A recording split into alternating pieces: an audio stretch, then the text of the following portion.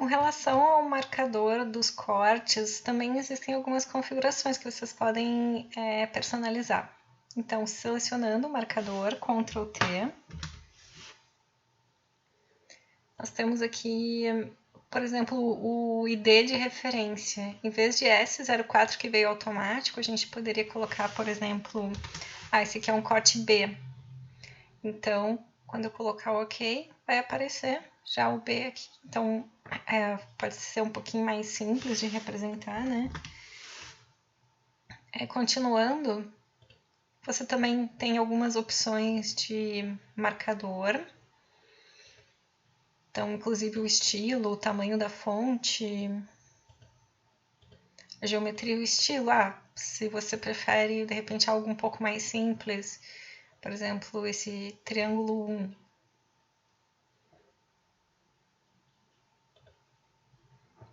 Tem essa opção, e aí você também pode definir, posicionar, né, o texto dentro desse símbolo de corte.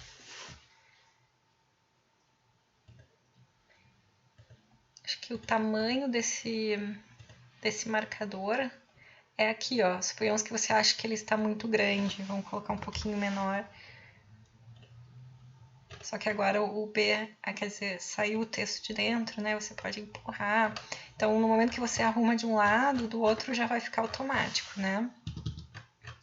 E aqui também você pode definir, já aqui mesmo, ou no corte, você pode definir a questão dos níveis de piso, tá? Se você quer que aquelas linhas de níveis apareçam no corte, em visualização e impressão, ou visualização apenas. Eu sugiro que você deixe apenas como visualização, tá?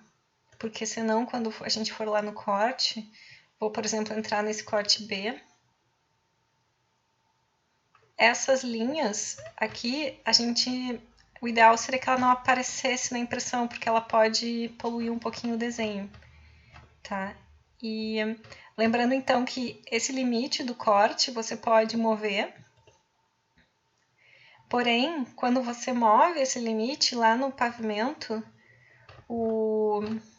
a posição do limite do corte também ela vai estar vinculada a esse elemento. Então, quando você aproxima do edifício, ele também vai aproximar, tá? Então, tem que tomar um certo cuidado para não embolar ali com as cotas.